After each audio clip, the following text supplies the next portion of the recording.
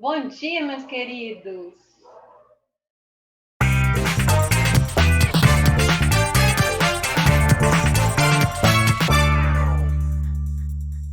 Estamos nós aqui para mais uma aula de Química. Eu espero que vocês tenham gostado da nossa última aula, que tenham entendido tudo direitinho. E hoje nós vamos continuar falando do que nós estávamos falando antes. E vamos fazer algumas atividades para a gente poder treinar juntos o conteúdo que foi dado. Combinado? Então, vamos lá? Então, ó, não vamos perder nosso tempo. Vamos lá. Ó, na aula passada, nós falamos isso aqui, ó. Falamos sobre as mudanças de estado, falamos das características do estado sólido, do estado líquido, do estado gasoso, né? Falamos aí dos pontos de fusão e de ebulição. Então, fusão é a passagem do estado sólido para o estado líquido. Isso acontece. Cada substância tem um ponto de fusão determinado, né? Essa temperatura onde ocorre essa mudança de um para o outro, de um estado para o outro, é o que nós chamamos de ponto de fusão. Quando muda do líquido para o gasoso, é o que a gente chama de ponto de ebulição, certo? Então, vamos completar aqui o que nós não falamos na aula passada. Olha só. A química pode ser definida como a ciência que estuda a natureza da matéria, suas propriedades e transformações. Ela está presente em nosso dia a dia, em todos os materiais que nos cercam e em todos os seres vivos. O nosso corpo, por exemplo, é formado por diversas substâncias em constante transformação, que possibilitam o ser humano continuar vivo. Sem essas reações, não haveria vida. Ao consumirmos alimentos, água, entre outros, o nosso sistema digestivo produz substâncias químicas capazes de transformar esses materiais ingeridos em nutrientes necessários para diversas funções do organismo, como produção de energia, manutenção dos órgãos, tecidos, ossos, etc. Em todas as ações comandadas pelo nosso cérebro, como, por exemplo, nossas emoções, o que ocorre é a química. Então, quando você está triste, quando você está alegre, quando você está apaixonado, quando você está com raiva, em todos os casos, o que está ocorrendo lá dentro do seu cérebro são reações químicas. Não tem como fugir disso, gente. Uma árvore, quando é exposta à luz do sol, começa o processo da fotossíntese, que é a absorção da energia luminosa e sua transformação em energia, indispensável para a vida das plantas. A fotossíntese é de extrema importância para a manutenção do equilíbrio biológico nos diversos ecossistemas do nosso planeta. Tudo que ocorre durante esse processo é química pura, pura, pura. A equação da fotossíntese pode ser representada da seguinte maneira. Presta atenção agora, ó. O gás carbônico, que é o CO2, ele reage com a água e ele forma glicose, que é essa molécula grande aqui, e gás oxigênio. Então, olha só, o gás carbônico que você tinha no início, ele é transformado no final em oxigênio. Parece uma mágica, não é? Mas não é mágica, é química. A água que é um elemento essencial à vida, só torna-se potável através de muitos processos químicos que tratam a água imprópria para o consumo, garantindo o abastecimento à população. Vocês sabem que a água potável, ela vem na água dos rios. Então, a água do rio, que é muito suja, poluída, ela é tratada com sistemas, processos químicos e processos físicos também. Nós vamos estudar isso esse ano. Outros exemplos que provam como a química está presente em nosso cotidiano podem ser citados. Nos alimentos, os alimentos naturais precisam dos produtos químicos que fertilizam a terra para a sua produção. Os pesticidas também são de grande importância na tarefa de garantir a qualidade dos alimentos, pois sua ação combate as pragas, impedindo a disseminação de doenças e destruição das plantações. Olha só, tudo química. No vestuário, onde a gente acha, a maioria das roupas que usamos apresenta fios artificiais, que são nylon, poliéster, misturados a fibras naturais, como o algodão e a lã. Na saúde, o desenvolvimento da indústria farmacêutica e da medicina fortalece a saúde humana, aumentando a expectativa de vida do homem. No desenvolvimento econômico e tecnológico, a indústria química transforma elementos presentes na natureza em produtos úteis ao homem, desde a fabricação de bens como computadores e automóveis, até itens como plásticos, vidros, papel e tintas são resultados de transformações químicas. Muitas substâncias químicas são comuns no nosso dia a dia. Por exemplo, a acetona, que as meninas aí usam para remover esmalte, que ela, na verdade, o nome oficial dela é propanona. O sal de cozinha, que é o cloreto de sódio. A água oxigenada é o peróxido de hidrogênio. O álcool, que é o etanol. O formol, que é o metanal. A soda cáustica, que é o hidróxido de sódio. O ácido acético, que é um componente do vinagre. Um monte de nome diferente, né, gente? Mas a gente vai aprender todos eles, ó.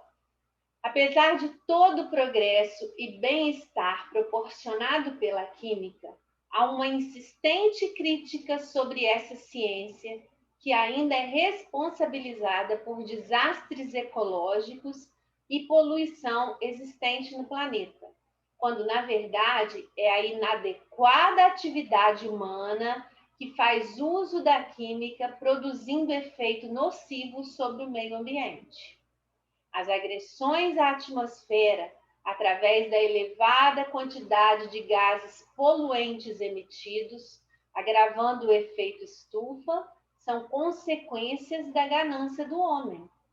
O conhecimento é o principal meio de conscientização, levando a sociedade a evitar o consumo excessivo de materiais e energia e exigir meios que substituam o uso de combustíveis fósseis. A química deve ser compreendida de maneira que se promova uma qualidade de vida cada vez melhor. O objetivo dela é sempre esse. Aqui que entra, ó, escreva um parágrafo com a sua opinião sobre como pode ser a sua contribuição para a sociedade na utilização da química no seu dia a dia. Então, na aula passada, a gente chegou a falar desse parágrafo que deveria ser escrito, mas eu acabei falando lá na outra aula que seria sobre a matéria que a gente falou, né? As mudanças de estado, ponto de fusão, ponto de ebulição, para vocês fazerem uma pesquisazinha e escreverem. Beleza, quem fez, me mandou, excelente. Quem não me mandou, mande o da aula passada e mande esse aqui também, ó. Escreva esse parágrafo com a sua opinião. Como que a gente pode utilizar a química no nosso dia a dia? Como que a gente deve utilizar a química?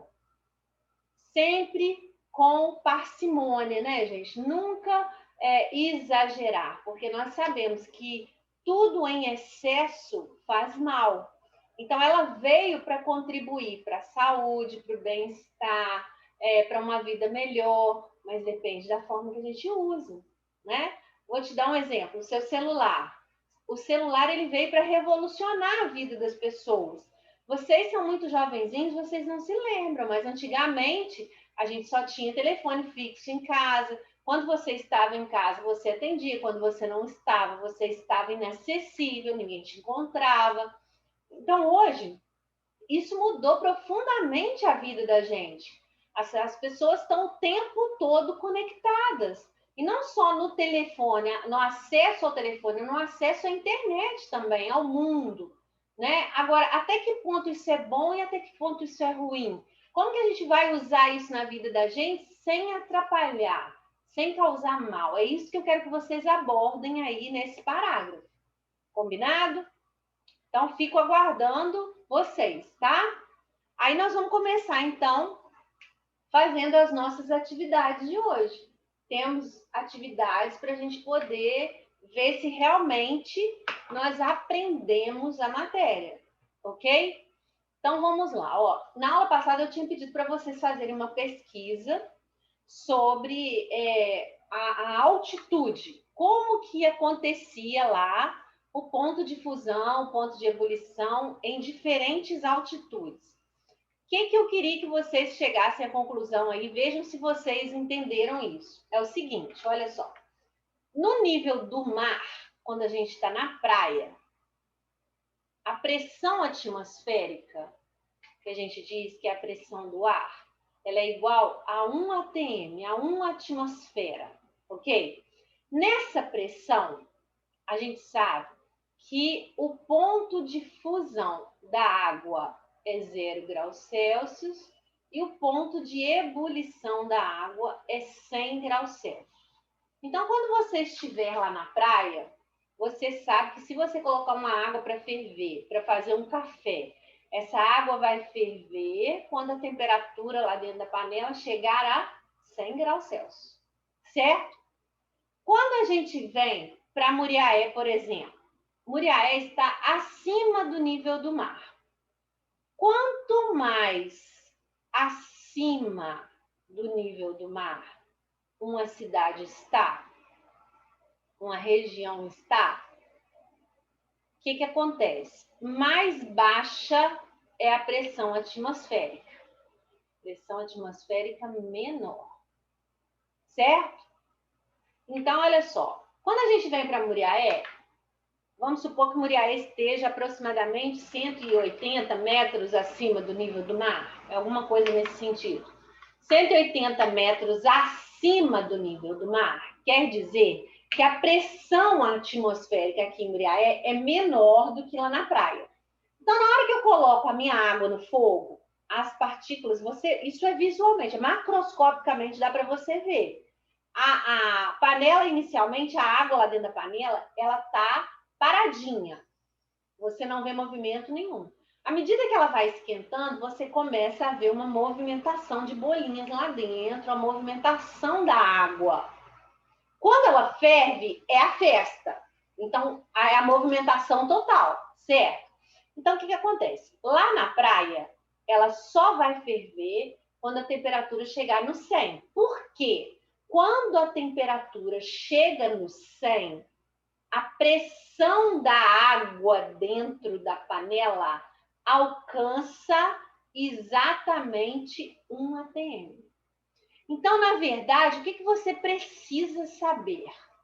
Um líquido, olha só, um líquido entra em ebulição, um líquido qualquer entra em ebulição quando sua pressão de vapor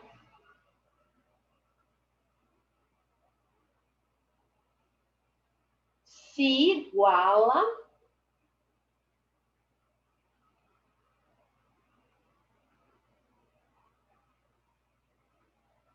a pressão atmosférica. Então, meu povo, vamos recapitular. Todo mundo precisa entender isso aqui bem entendido. Ó, a pressão da água é 1 atm na praia. Então, quando eu colocar a água dentro da panela, a pressão atmosférica na praia é 1 atm. Quando eu colocar a água dentro da panela, ela vai começar a esquentar, a pressão vai começar a subir. A pressão vai subir, subir, subir, subir, junto com a temperatura. Quando a pressão chegar a 1 atm, que é igual à pressão atmosférica, a água vai começar a ferver. Coincidentemente, a pressão chega a 1 atm quando a temperatura chega a 100 graus. Ok? Então, a água só entra em ebulição a 100 graus, porque a 100 graus, a pressão dela dentro da panela se iguala à pressão atmosférica de 1 atm. Ok? Quando a gente está aqui em Muriaé, o que acontece? A pressão atmosférica não é 1 atm. A pressão atmosférica é menor. Então, quando eu coloco a água dentro da panela, a temperatura vai subindo, a pressão vai subindo também. A pressão vai precisar subir até 1 atm para ela entrar em ebulição? Não. A pressão atmosférica não é menor do que 1? Então, quer dizer que ela vai entrar em ebulição antes da pressão chegar no 1 atm. Então, se é antes da pressão chegar no 1 atm, vai ser antes da temperatura chegar em quem? No 100 graus. Então, o ponto de ebulição aqui vai ser o quê? Menor que 100 graus Celsius. Então, quando a gente faz café aqui em Muriaé, o que acontece? Você coloca a água lá para ferver, a água vai chegar em 100 graus para começar a entrar em ebulição? Não. Ela vai entrar em ebulição numa temperatura o quê? Menor. Porque a nossa pressão atmosférica aqui é menor do que a pressão atmosférica a nível do mar. Então, ela não vai precisar chegar no 1 atm para poder entrar em ebulição. Entenderam? Agora, quando você está num local abaixo do nível do mar, por exemplo, a gente não estudou, vocês não estudaram lá em geografia, possivelmente, que a gente, lá na Europa, existem os Países Baixos. Os Países Baixos são aqueles países que estão abaixo do nível do mar. Nesses locais, o que acontece? A pressão atmosférica é maior que 1 atm. Olha a situação. É maior do que 1 atm. Então, o que acontece na hora da água ferver? Pensa comigo.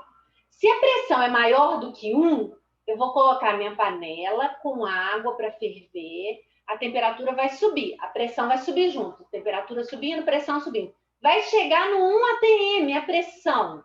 A temperatura vai estar no 100. Vai entrar em ebulição?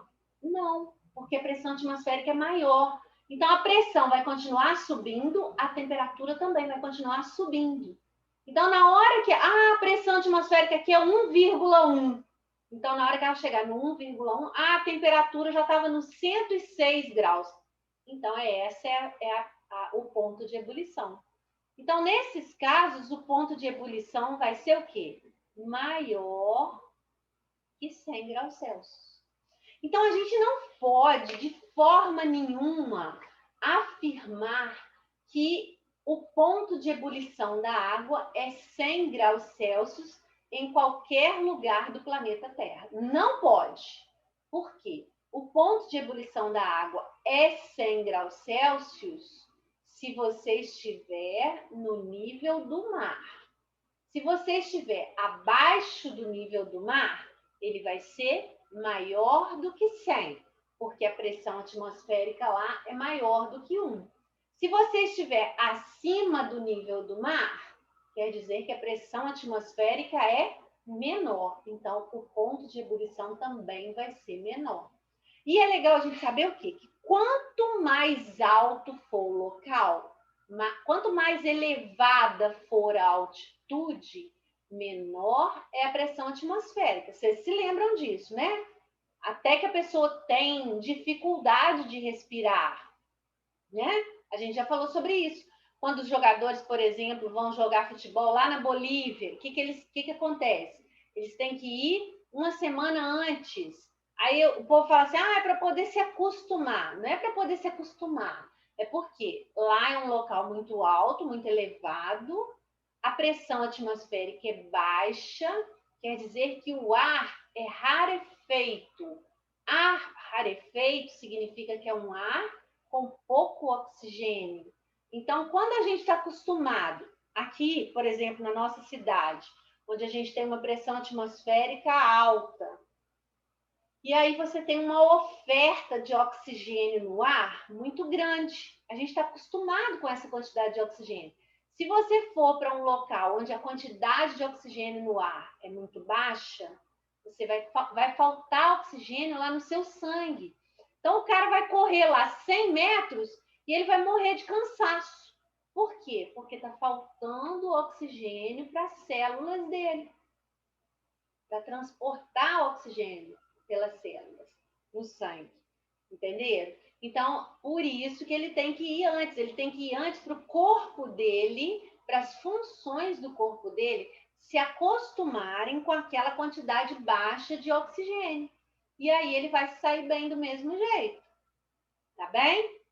Então, agora dá para a gente fazer as atividades. Vamos lá, ó. Deixa eu trocar a canetinha aqui. Ó. Quando se está ao nível do mar, observa-se que a água ferve a uma temperatura de 100 graus Celsius. Subindo uma montanha de 1.000 metros de altitude, observa-se que... Então, nós acabamos de falar. Subiu, quando sobe, o que acontece? A pressão atmosférica é menor. Se a pressão atmosférica é menor, o ponto de ebulição também vai ser o quê? Menor, tá? Então, ó, a água ferve numa temperatura maior? Mentira. A água ferve numa temperatura maior? Mentira. A água ferve numa temperatura menor, pois a pressão atmosférica é menor. Verdade. É isso aí, ó. A água ferve na mesma temperatura? Mentira. A água não consegue ferver nessa altitude? Mentira. Agora, ficou faltando a gente falar um detalhe muito importante. O fato de esse ponto de ebulição sofrer essas mudanças, isso acarreta em algumas coisas que a gente não pode deixar de falar. Impacta em alguns processos. Por exemplo, cozimento de alimentos. O que a gente falou sobre isso? Isso é matéria, gente, que cai até no Enem. Cai em provas de todos os concursos. Então, o que acontece? Você subiu para um lugar, igual ele falou ali no exercício, você subiu 1.000 metros, uma montanha de 1.000 metros de altitude. Beleza. Você está lá no alto. Aí você quer fazer uma comida. Você vai tentar fazer a comida lá igual você faz aqui. Vai dar certo? Não vai. Por quê? Vamos cozinhar um ovo, por exemplo. Quando eu cozinho um ovo aqui em Muriaé, você pode perguntar à sua mãe aí, a funcionária da sua casa. Você coloca uma água no fogo, coloca o ovo lá dentro, em 15 minutinhos, no máximo, seu ovo está cozido. Por quê? Porque a água, ela vai aquecer, aquecer, aquecer, ela vai quase chegar nos 100 graus. Vamos supor que ela vai chegar em 98 graus, já que a gente não está no nível do mar. Ela vai chegar lá em 98,5 graus. E aí ela vai começar a ferver. A gente sabe que quando ela começa a ferver, a temperatura permanece o quê? Paralisada, certo?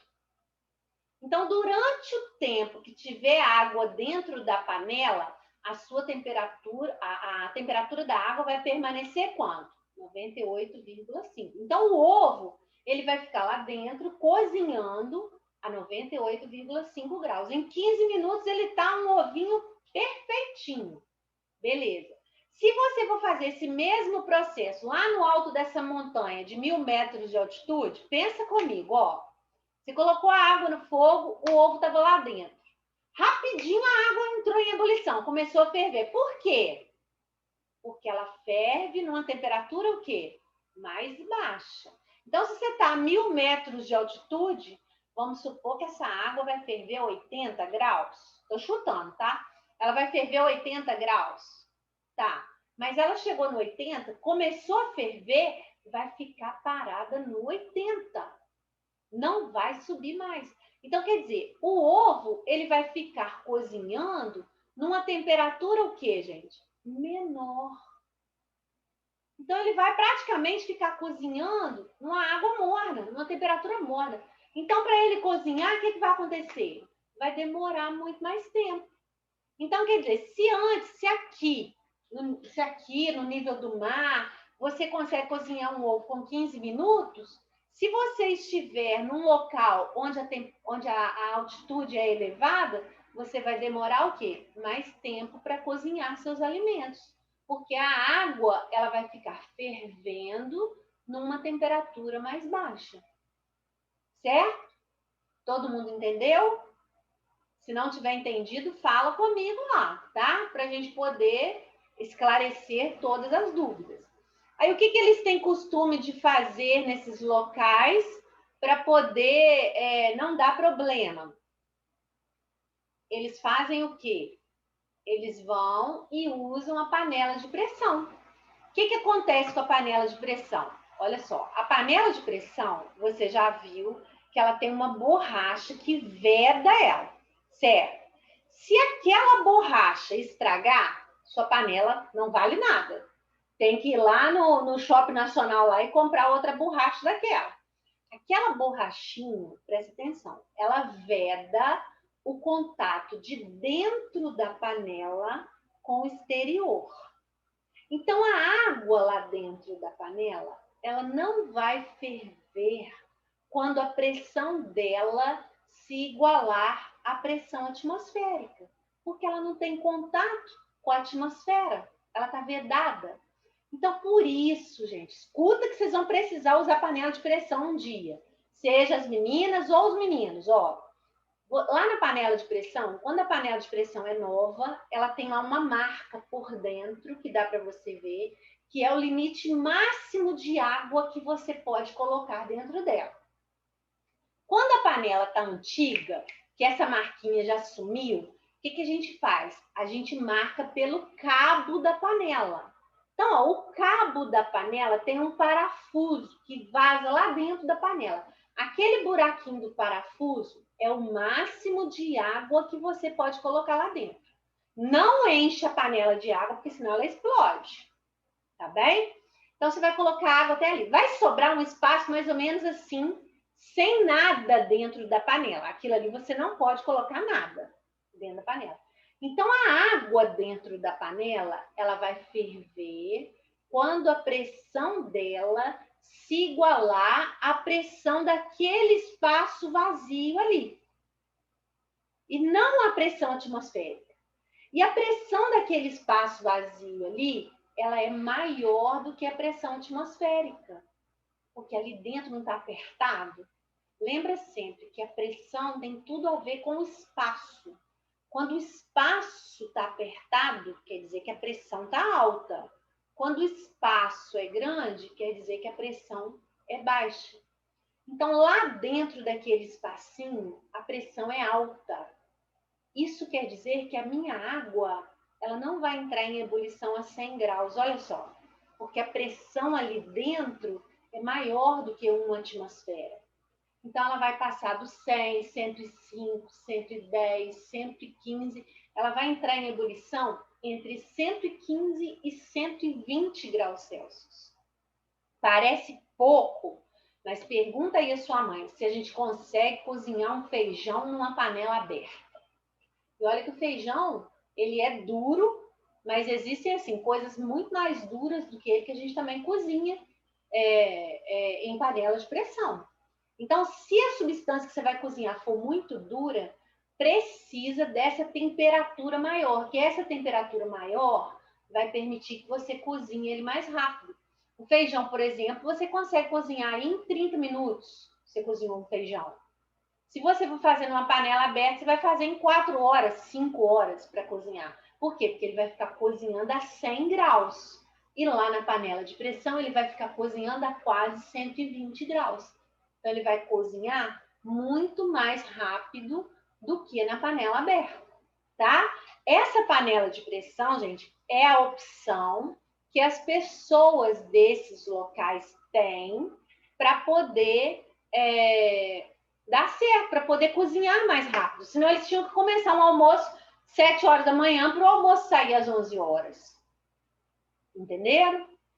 Então, olha só, nós vamos fazer o seguinte, eu vou mandar para vocês esses exercícios que eu preparei hoje, só deu tempo de fazer um.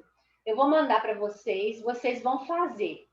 E na nossa próxima aula, que agora estou preparado, nós temos 2 aulas por semana, comece a fazer agora, nesses minutinhos restantes da nossa aula.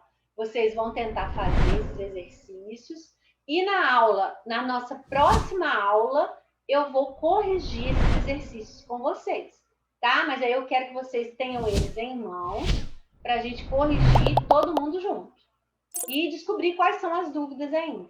Combinado? Então, ó, beijo no coração de cada um. Fiquem com Deus, tá?